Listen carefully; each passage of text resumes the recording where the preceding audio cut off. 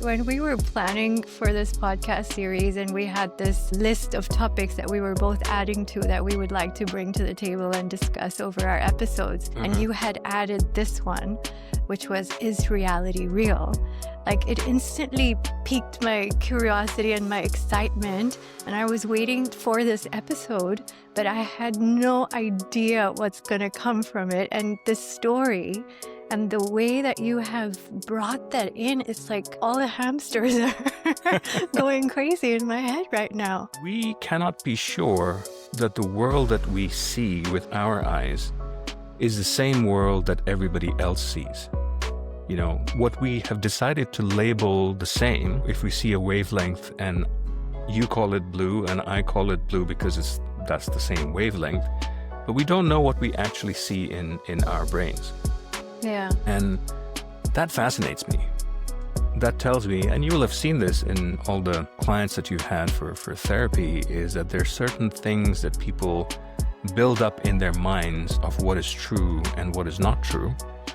And you kind of help them to realize that, you know, there's certain things that just exist within their minds, and then they can change that thing that is in their minds. Is reality really real? Because if space and time are pixelated, which it seems like they have to be in order for anything to be able to work or to move, then are we in a TV screen? Are we in a frame of a movie? Are we in some kind of really weird reality that we're only perceiving in our brains? Maybe it's some kind of a virtual reality.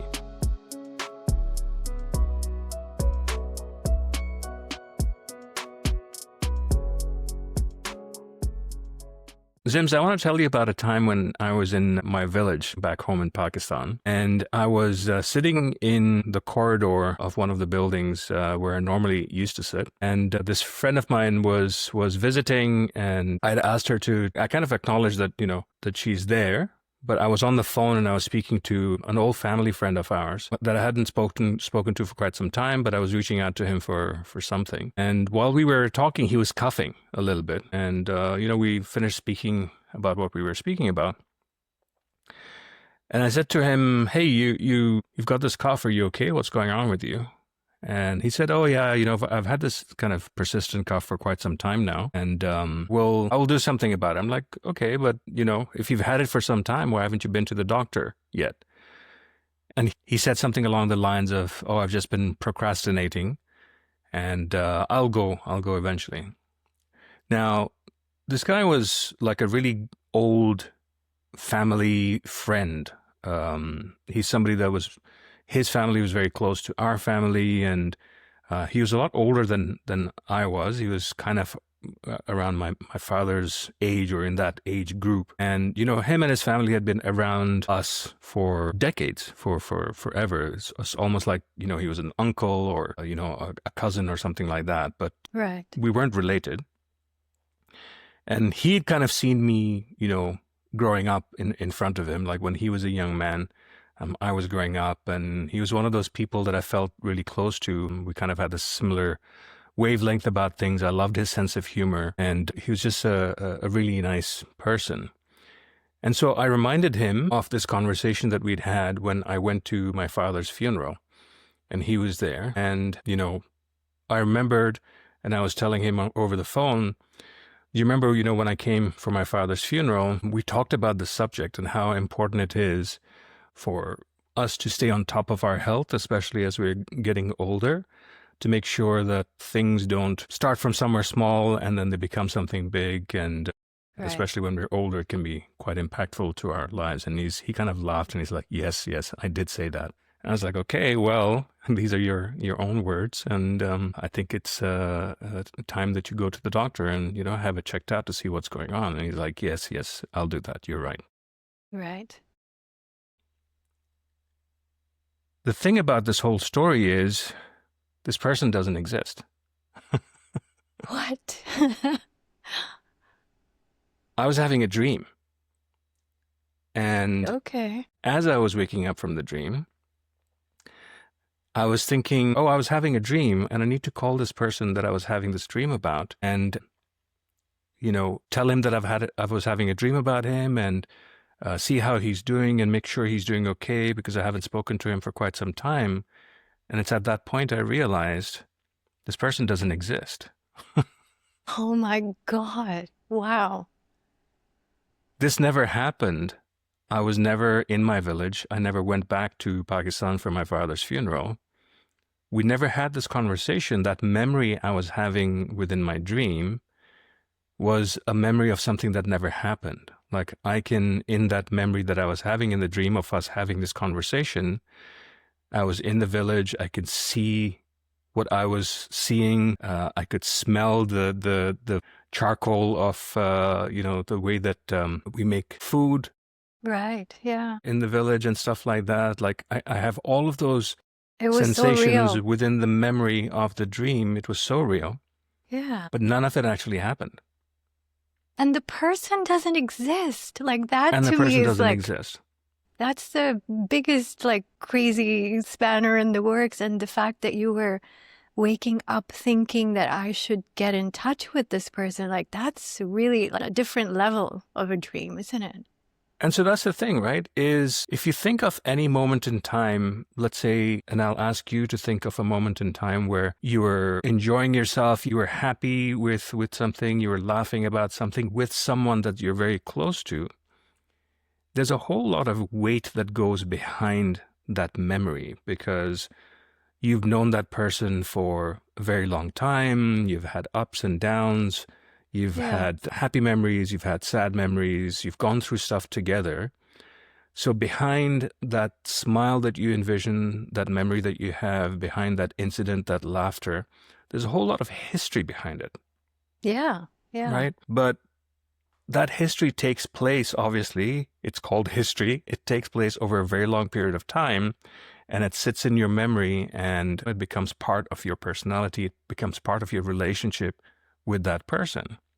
Right. Well, in my dream, I didn't have all of that history happen to have had those feelings about this person, this familiarity, this sense of this person knows me since I was a kid, and I've known him since I was a kid, and all of those incidents that would have happened along the way that made us have the relationship that we had, that allowed me to speak to him in that way.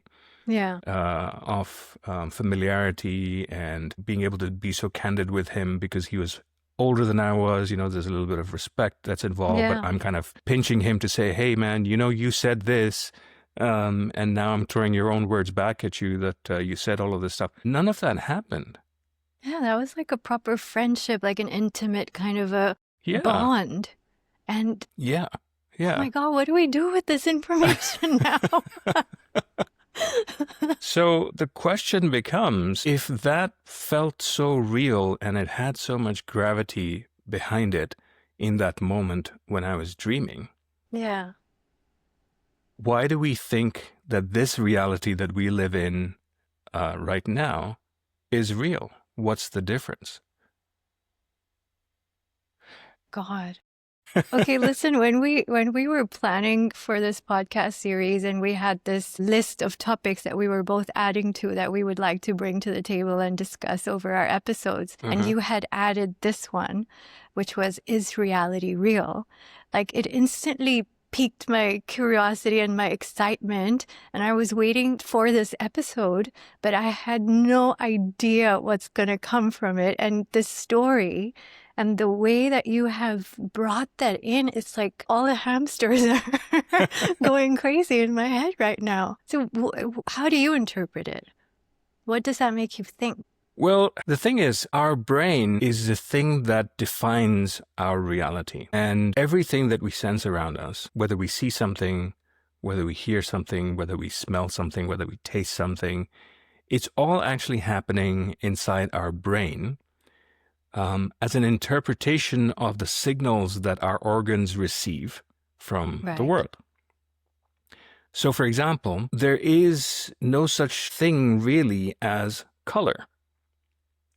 It's just a wavelength of light that our body, our eyes, have the ability to differentiate between different wavelengths.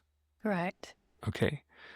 there are certain animals that don't have those receptors in their eyes, so they're completely blind to some, if not all, of color. Right. So for And there them, are certain some colors. Sorry. Go ahead. Now, there are some animals that see more wavelengths of color than us. Like pigeons have 4 instead of 3 primary colors. And so they see a whole different set of colors. Yeah. And there's these women, like it's a genetic thing in females only. And they also have that ability to see the 4 primary colors. That's something that I've read about and heard about. But yeah, it's really based on how we perceive things from our senses and how our brain then processes it, right? That's exactly it. And, I recently found out that my cousin is red-green colorblind. Right. Now, I cannot imagine living through life not being able to see a color that I've seen all my life, right? And True. There are people and there are animals that perceive the world in a completely different way to a very large segment of society. Did you know that the color purple doesn't exist? I do remember hearing it somewhere, but it's beyond my comprehension. So it's like, how does purple not exist? Like, why is it purple? Because we just said colors don't exist at all. So yeah, explain that, please. Thank you. Well, so the brain does a funny thing. When there is missing information where there should logically be some information, the brain just creates that information. Right. So you will remember from high school that light, when you split it up into the spectrum that we can see, what you see in the rainbow, it's red, orange, yellow, green, blue, indigo, violet. Right. Yes. Okay, those are the 7 colors that we can see in the visible spectrum. Yeah. And the opposite of red is violet, and in the middle is green. Right? Right. But when you combine red and violet together, you get purple. Right. And that color in the middle of the spectrum does not exist. It should be green. But when there's a combination of red and violet that you put together, your brain kind of short circuits and says, this doesn't make any sense, so I'm going to create a color in the brain called purple. Now, here's the thing. There's no way for us as human beings to 100% for sure know that the color purple that you see in your brain is the same color purple that I see in my brain.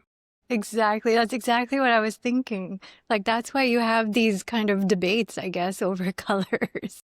Exactly. Where even between men and women, it's like, I think women know a lot more shades, I guess, because of our makeup and things. Yeah. And men are just like, no, but that's actually pink. And you're like, no, it's fuchsia, it's lavender, it's purple. And yeah, it's very true. Yeah. And for us, it's like, it's dark red or it's dark pink and it's light pink and, it's pink. We don't really see a difference between all of that. So men can't really imagine what women see, and yet we occupy this world where we have debates over the dresses, blue and black versus white and gold. There was a meme going around a few years ago, and you have the same things around sound and all of that. The point is, we cannot be sure that the world that we see with our eyes is the same world that everybody else sees. What we have decided to label the same, if we see a wavelength and you call it blue and I call it blue because that's the same wavelength, but we don't know what we actually see in our brains. Yeah. And that fascinates me.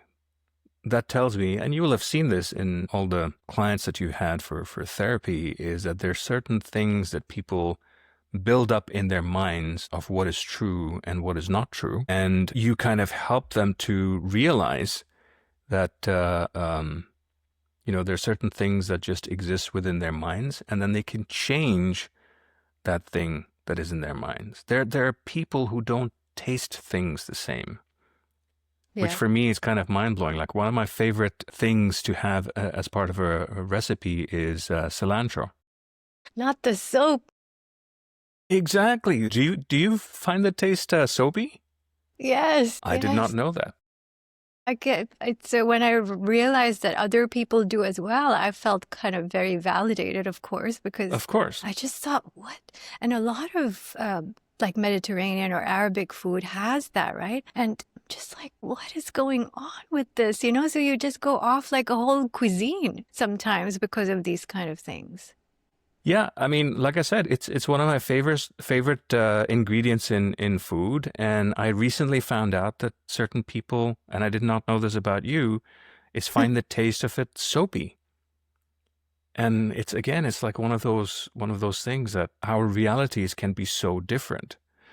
You know, you Yeah. could have grown up in an English speaking environment, and you look at a bird, and the word that comes into your head when you see this thing is bird. If you grew up in a Spanish speaking country, then the word that you're going to think of is pájaro, Right. right? You're having a different experience depending on where you grew up and what language you were connected to, your culture. All of those influence the way that you perceive the world. A lot of people suffer from tinnitus, and for example, I suffer from it, and most of the time, I don't hear it at all. Yeah. But as soon as I start thinking about it and I bring my awareness to it, suddenly it's there, and it's there all the time, and it can drive you insane, Yeah. especially if you're tired and if you have a headache or something like that. So, just this idea that our brain is required for us to have all of this perception of sound and color and vision and taste and smell. And there might be creatures around us that don't have these. And so we've defined our reality in this world is kind of mind-blowing to me. I started thinking about this stuff more and more across time until I came to this paradox called Zeno's paradox. And it's something which really kind of drove home this point that a lot of people are talking about now, is that we might be living in some kind of a simulation. Right. Now, I don't think that we're living in like a computer simulation, that somebody's programmed us and all this kind of thing. I think there's a kind of a natural analogy of this experience that we're having on this planet, which can be seen as kind of a simulated universe. And the reason why I've come to that conclusion is because of this Zeno's paradox.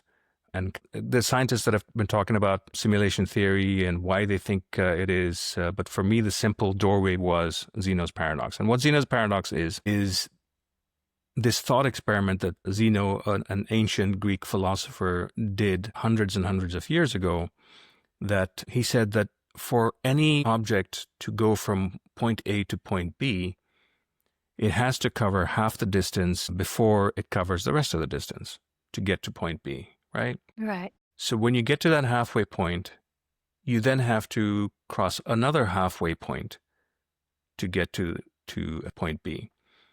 And if you keep following those steps of you have to get to the halfway point of the next distance that's left, if space is infinitely divisible, then you will never reach the point B, because you have to take an infinite number of steps to be able to get to that point.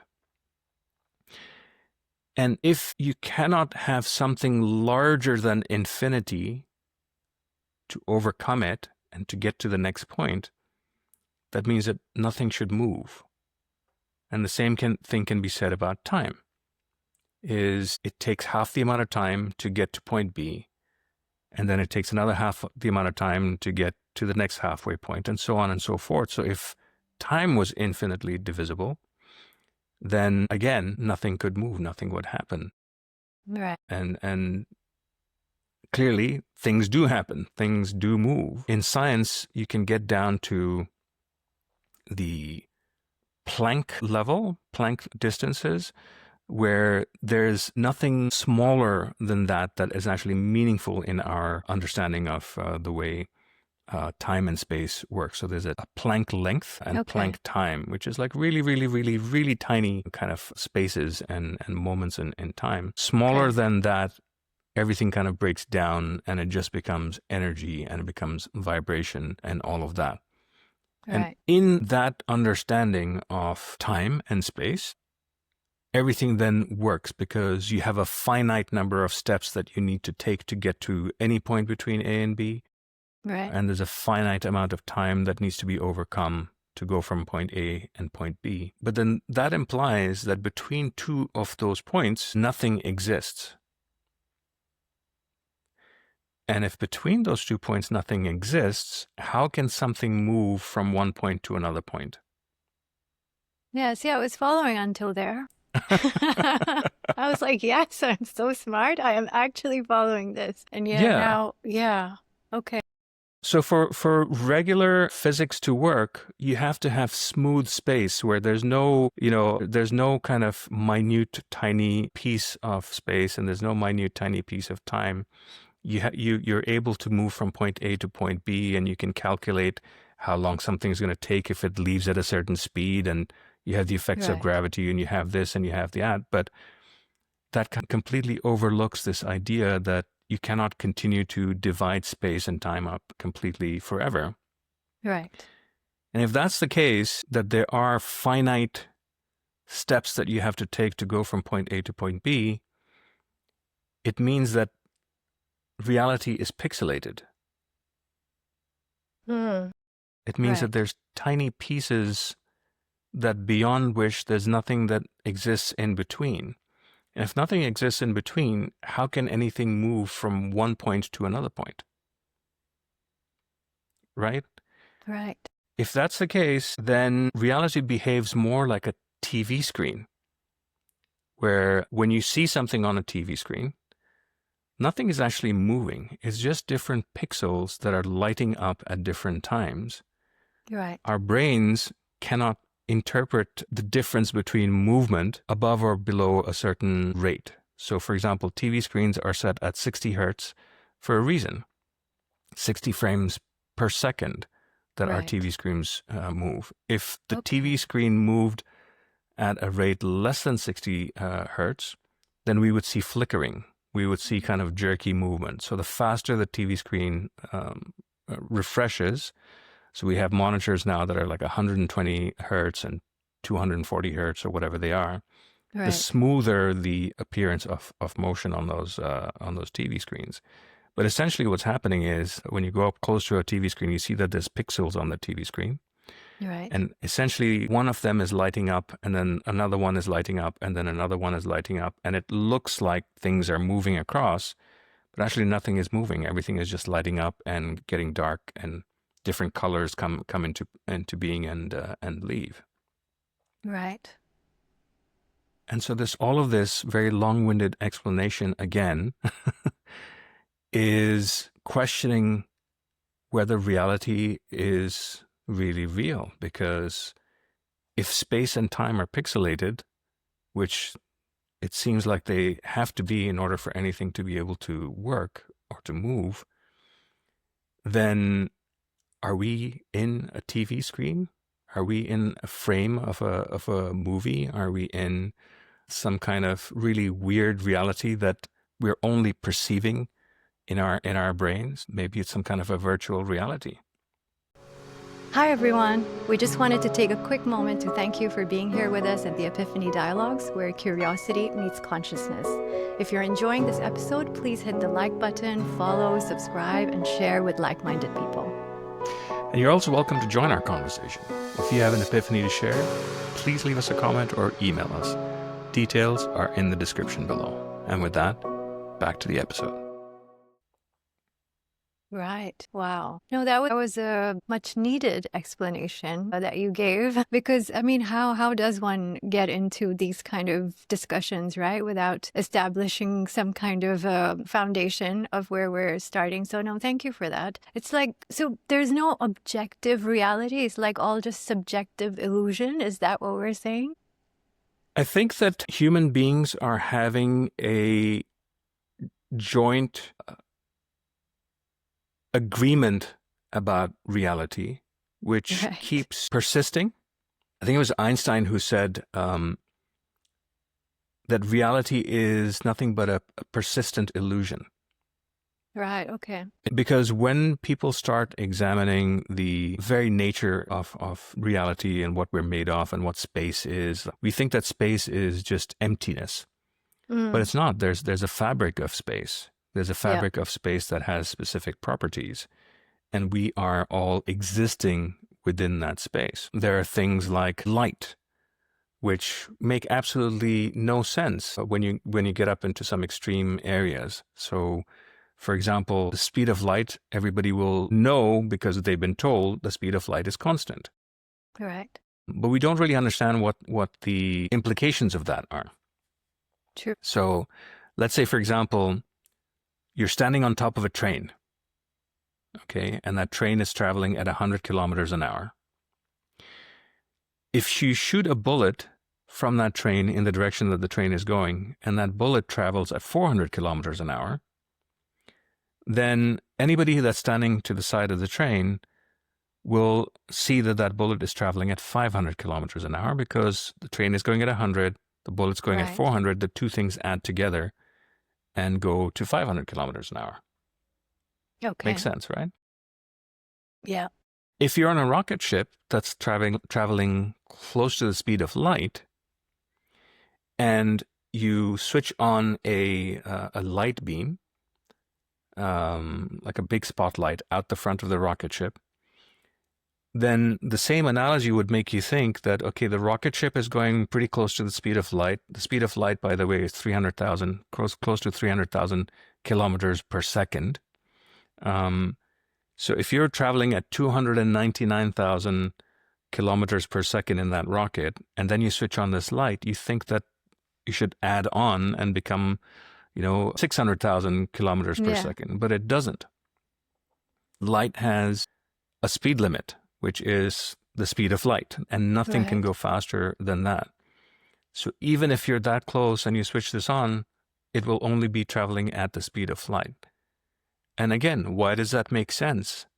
And for me, it's like the computer, or again, I don't want to use human terms, but if you use the analogy of a computer, the computer has a top speed at which Right. it operates. It cannot move faster than that. The chip, the central processing unit, has an Right. upper speed at which it can move. Sure. And so if you kind of take that analogy and say that light has an upper limit, it cannot move faster than that. The only way that it makes sense is if there's an upper limit to how quickly something can get rendered in this reality that we're living in. In that Right. case, it doesn't matter if your rocket ship is traveling close to the speed of light. Even if you shine that beam, it will only get rendered like these pixels that are coming on and off in our reality only at that speed. Right? Right. There's so many things like this that keep adding up to the same sort of idea that we must be living in a way that we don't perceive as reality, because we keep living within this illusion of what the world is and what reality is without having an understanding of what reality really is. Right. And that's been my epiphany, that, we have this idea of this world that we live in and what we're doing here and all of that. And for me, it just seems like it's a video game. Our souls come here to experience existence in a physical form. Yeah. But we are actually just like light. When we leave this body, we will shed all of the constraints that this body has, and our souls that have no mass will be just like light, that don't perceive time, that they are outside of time and they're outside of the dimensions within which we live our lives, just like we were in a dream. Right. Right. Thank you. So it makes me feel almost as if like our senses and our body and our brain and how it processes things is like a VR, virtual reality headset for our consciousness to come and see like whatever game we're choosing to be part of, I guess. Like, does that make sense? It does make sense. And a lot of people have started talking about it in this way, including some scientists that have done research throughout their whole lives about the nature of reality and existence and all of that. And they're starting to reach this conclusion that it's like we're wearing a VR set. No way. And we're experiencing everything, and it's not just what we see, but it's like a whole body experience that we're completely immersed in, that everything is behaving according to the rules of this universe. Now, scientists are great at figuring out the rules of the universe and understanding how gravity works and understanding how electromagnetism works, and understanding all the different fundamental forces of nature and how they interact with each other. But none of the scientists have been able to say, and they're not even going to go close to, why those things are the way they are. Like the way that certain things are balanced in the universe, the way that there are certain constants that have been discovered and defined, that there's a certain constant which is an electromagnetic force, there's a certain constant which is a gravitational force, and many other constants like that. And they've discovered, and they've reasoned, and they've done calculations on how finely tuned everything is. So, for example, if you put these constants out from one end of the universe to another end of the universe, if you imagine that there's a ruler that goes from one end of the universe to another end of the universe, which is hundreds of thousands of light years away, and a light year is how long it takes a photon of light going at 300,000 kilometers per second, how long that distance is for 1 year. It's a very, very large distance. Yeah.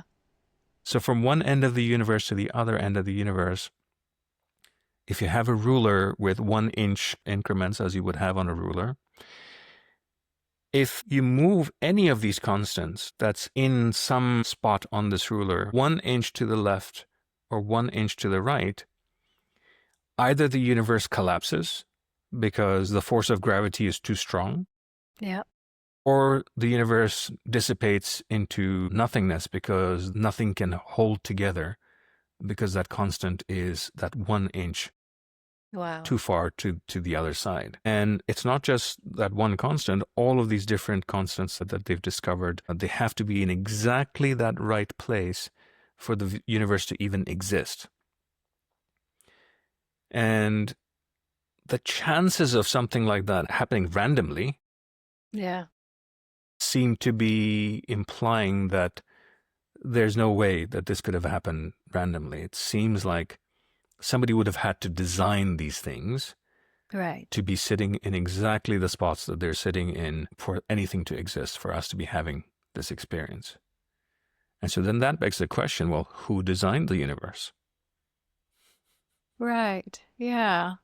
I mean, if we go to the double slit experiment where, where the light photons, let's say, are moving in a certain way, which is almost random when you're not observing it. And when you observe it, they start moving in waves or streams or something. I'm not quite sure how that works, but the idea behind it for me has always been that it's the observer effect that changes reality. So for us, because we are observing this planet, it's become this reality for us, but we think it can't exist anywhere else. Like, you know, these precise configurations that had to happen for our planet to be this kind of reality, right?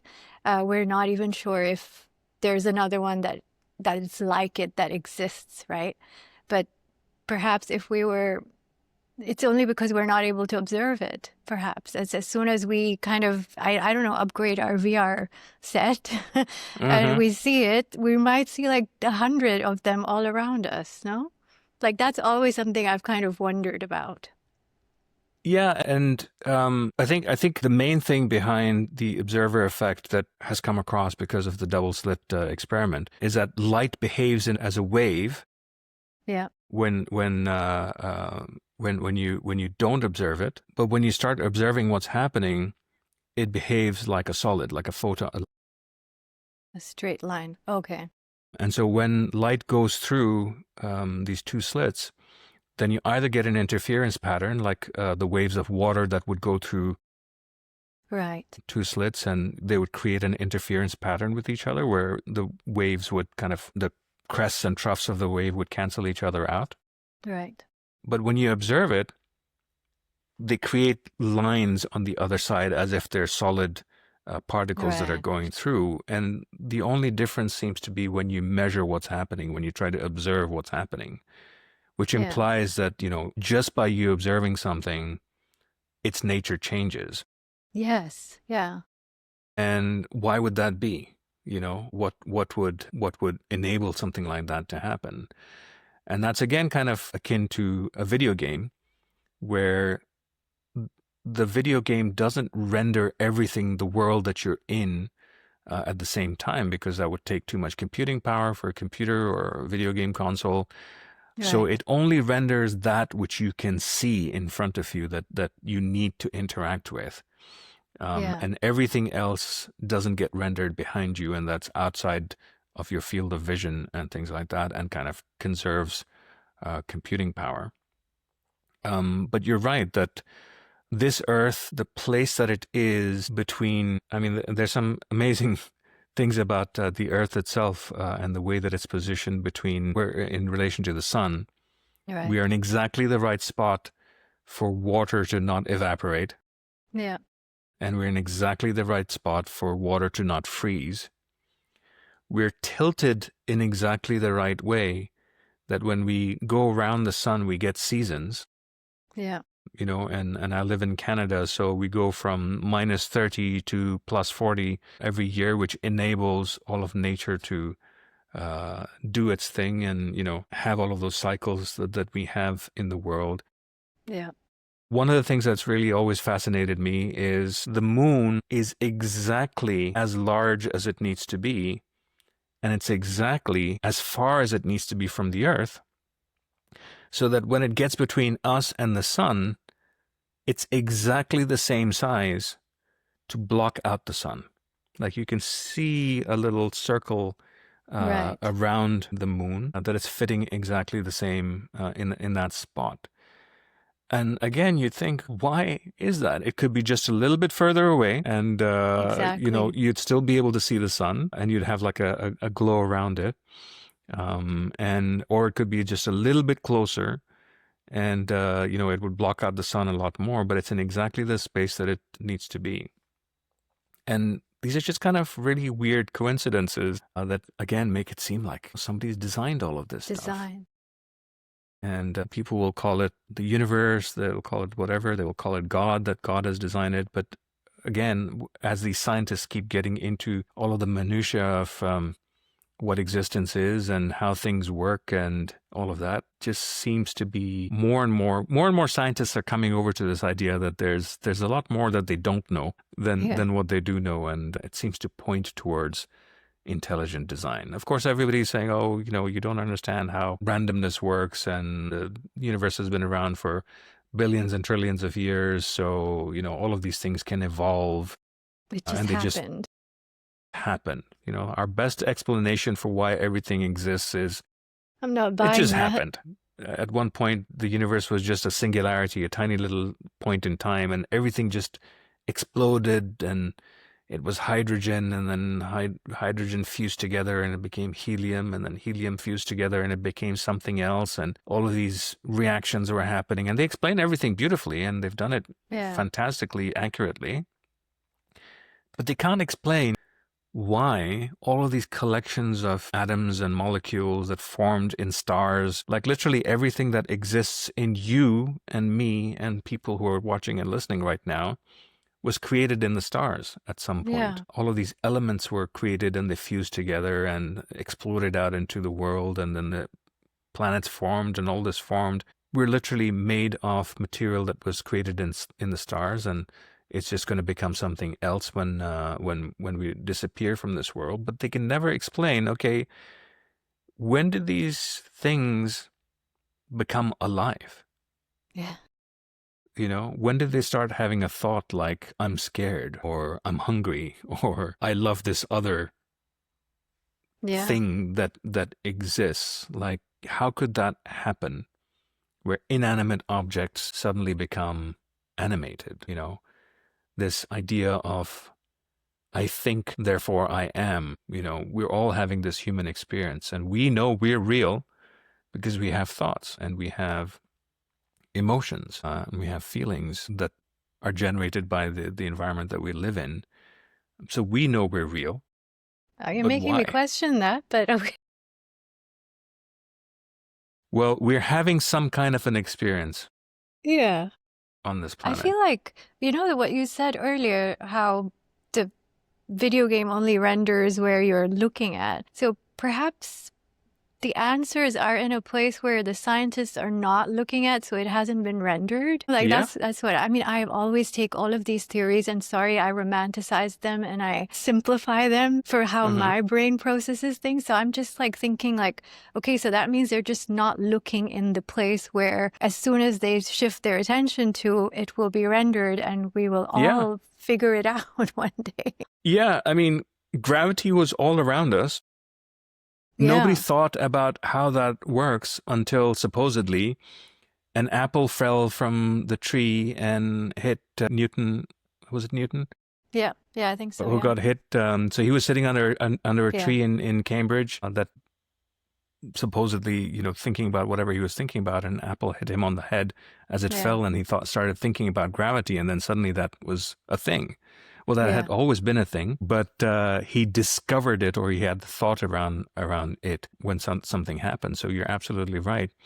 Maybe there are certain things that human beings have just not thought about yet. And at some point, somebody will, and everything will kind of click together.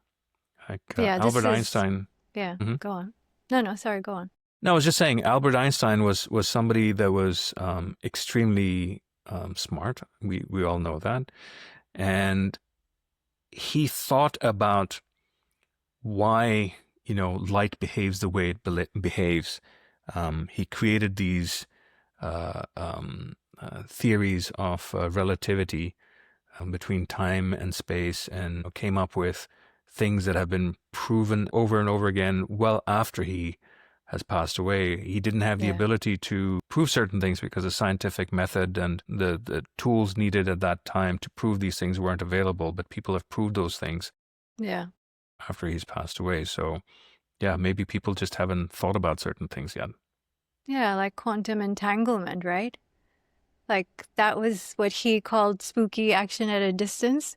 And now they're actually like, way ahead where he couldn't go at that point. And he kind of dismissed it because I think his capacity was limited at that point. But yeah, it's really amazing to see. I mean, that speaks to me very much, like how we are all connected across time and space and even across dimensions through our let's say spirit or soul or higher self, or even other dimensions where we're living out parallel realities. Like, let's talk about parallel realities.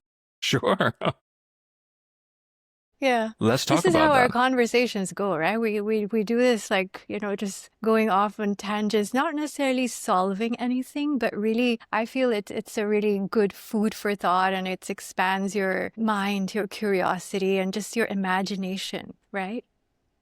Yeah, and the more people talk about this stuff because they've, heard it on a clip that they've watched on social media, or somebody's mentioned something, it can lead you off into a tangent that helps you to discover something that, somebody else hasn't discovered yet, or enables you to have a conversation with somebody else. That's like a butterfly effect, that you might be having you might be listening to the Epiphany dialogues and end up talking about something that you heard on it with your scientist father.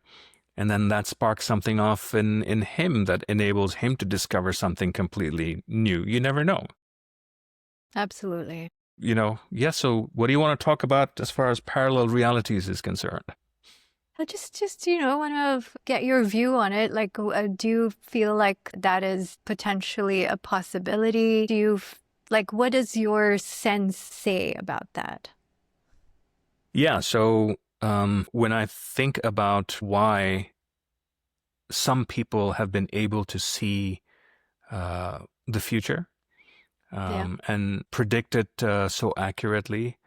There's, people like Nostradamus that a lot of people know about. I'm surprised that there's people that don't know about Nostradamus. Right. I mentioned Nostradamus to a couple of people here in Canada, and they're like, "Who's that?" I'm like, "Wait a They second." like younger people? I mean, I'm fairly old, so yes, younger than me, Yeah, but I'm I wouldn't say judging. like really young people. Okay. It's astonishing to me that people haven't heard about, people like Nostradamus and it was Baba Vanga, I think it was in Bulgaria, and different people who not only predicted the future, they predicted it hundreds of years ahead in the future very accurately. People like Baba Vanga were actually employed by the Russian government to talk about the future and what's going to happen. The CIA, for example, has had programs where they would help identify people that have these kinds of talents. Right.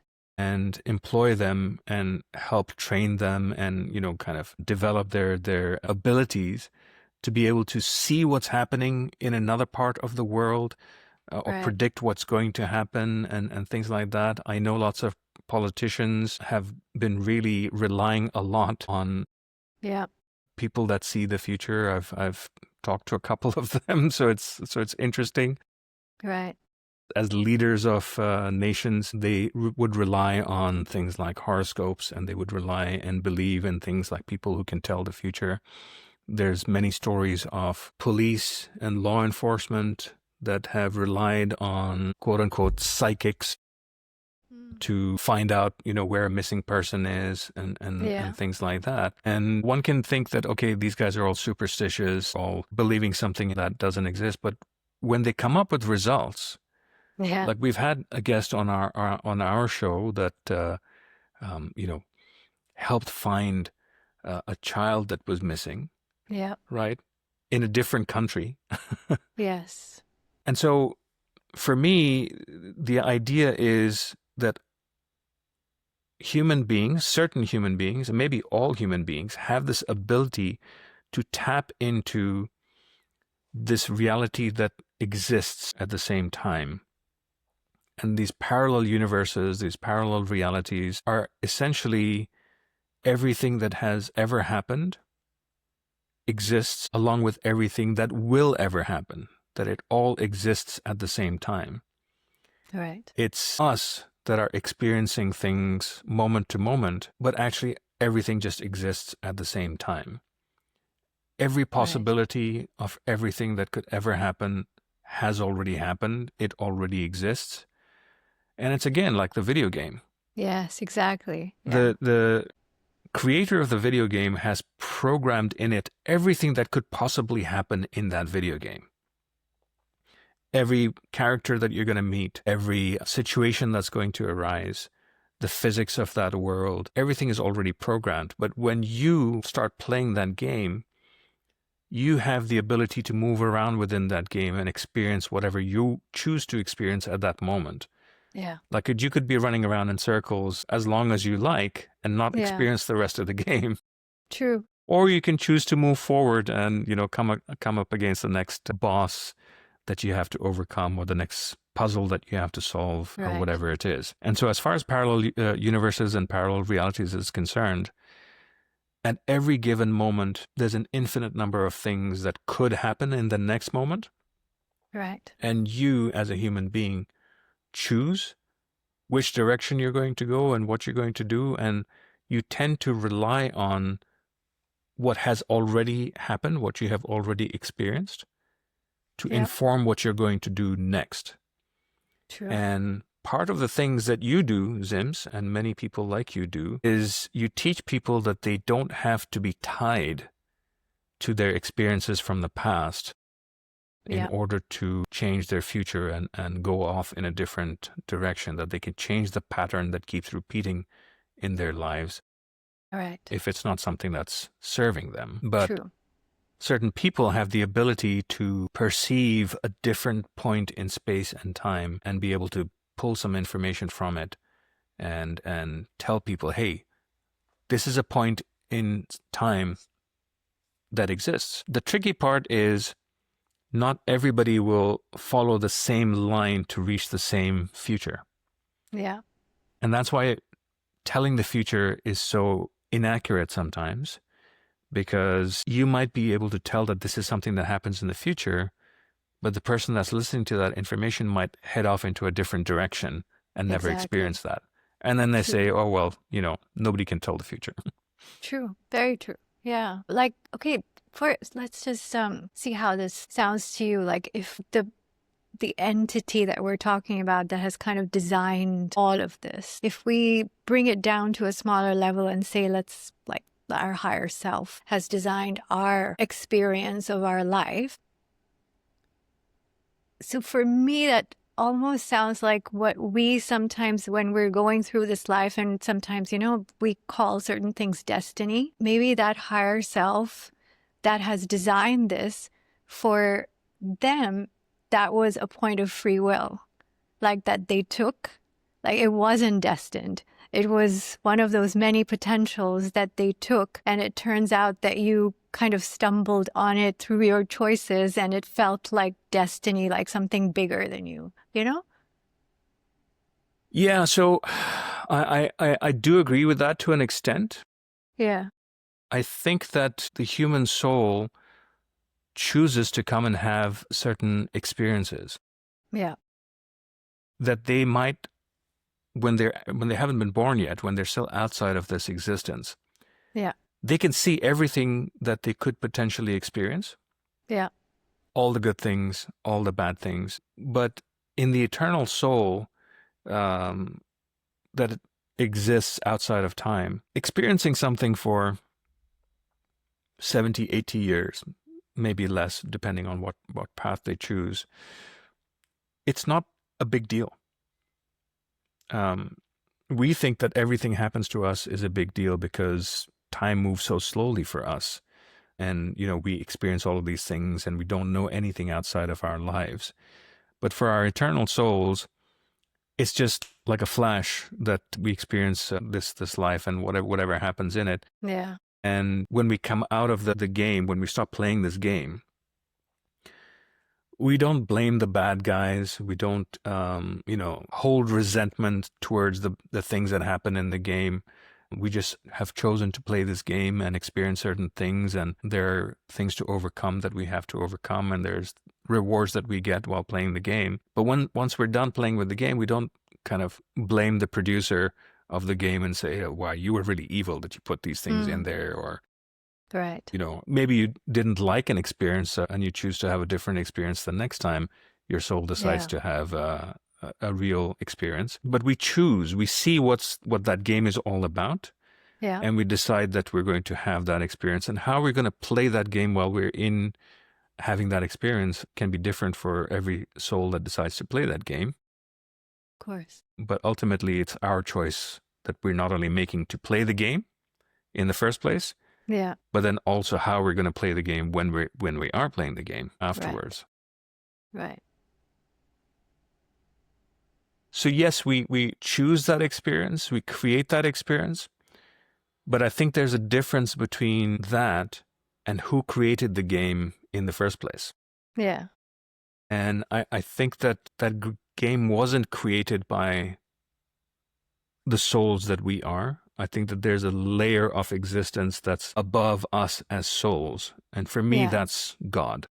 Sure. Yeah. No, that's kind of what I meant. Like from, the main creator, sure, the divine source, let's say. But then kind of handed responsibilities down to our soul or, our higher self or whatever. And they're kind of supervising us and guiding us, specifically. And when we kind of leave from this life, we assimilate all that information, and from our higher selves, it feeds into the collective consciousness, let's say. I mean, that's something we've kind of studied as well in the work that I do. And when I take people through, let's say, past life regressions, when we take them to that place of where they died and then what happened, it seems to be corroborated that that's kind of what happened. The consciousness that was part of, the body leaves and joins the other bigger part of consciousness. And then, yes, there's no major dwelling on what was done, but yeah, lessons, learnings, things like that are fed into the collective. And based on what happened in the previous one where you couldn't, let's say, complete a level or get all your skills or whatever,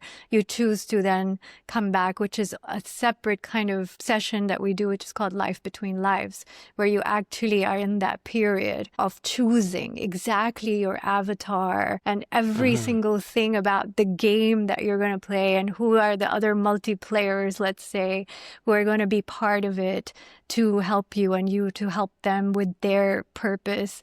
So all of that, it's that comes up a lot in regression and Life Between Life sessions. Obviously, we will never know if this is how it is really, or how our minds are perceiving it, how things come to us in that kind of state when we're doing the sessions. But the fact that it kind of comes up similarly without prompting for many people makes me feel like it's something along those lines, It's possible that that's how it could be. Yeah, if you think about it,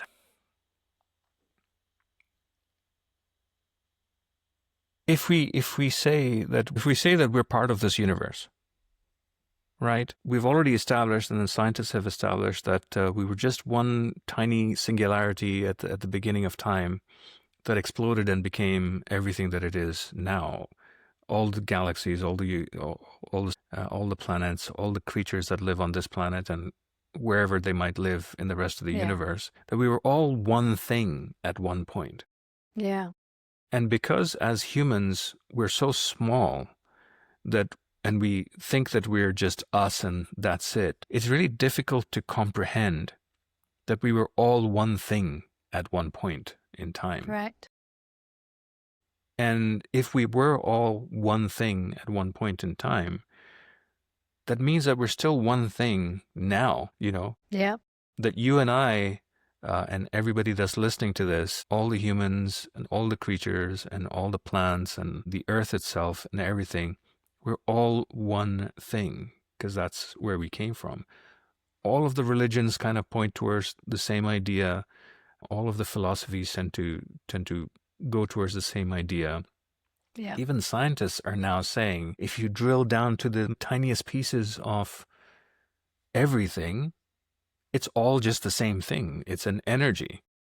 It's a vibration. And we might be like waves in an ocean, Yeah. When the waves hit the shore, they seem like there's something separate, but they're all part of the ocean. We can look at our body and the different parts of it. We have our hands and our feet and our head, and they might seem like separate things that, we have different functions and all of that stuff, but it's all part of our body, and our body is part of this world, and we came from this planet, literally, that there's all of the pieces of this planet that make up who we are. And that's just us on this planet, but the whole galaxy, the whole universe, everything is part of the same thing.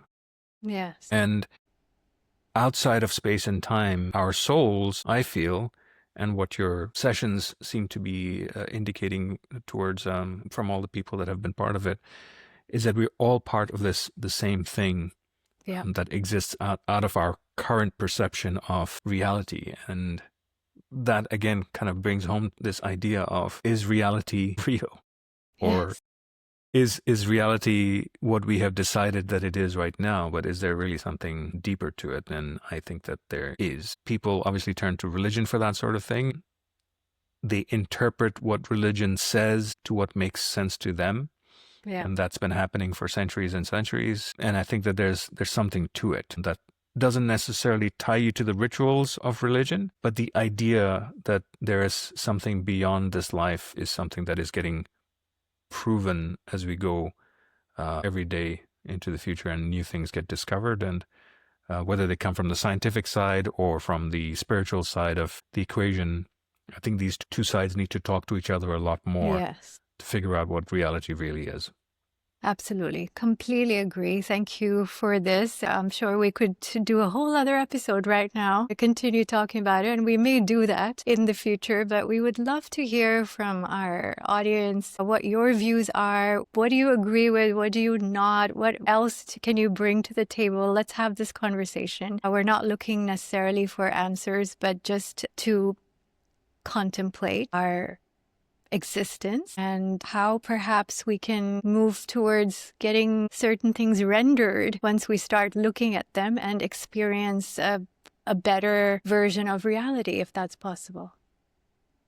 Yeah, love it. Love it. That would be awesome. So before we end our episodes, Nick, we asked this question to each of our guests, and today I present it to you. If you could go back in time, like you say, if you had a time machine, if you could go back to speak to your younger self at a time where it would be very meaningful for him to hear from you, what would you say? I would tell my younger self that you're going to have a very challenging life as you're growing up. You've lost your mom and you're going to go through a lot of difficulties as you're growing up. You're going to feel very alone, and it's going to be completely worth it. Don't change anything, because one day, because of the circumstances that have led up to the point where you're going to meet your wife, if you change anything, then you might never meet her.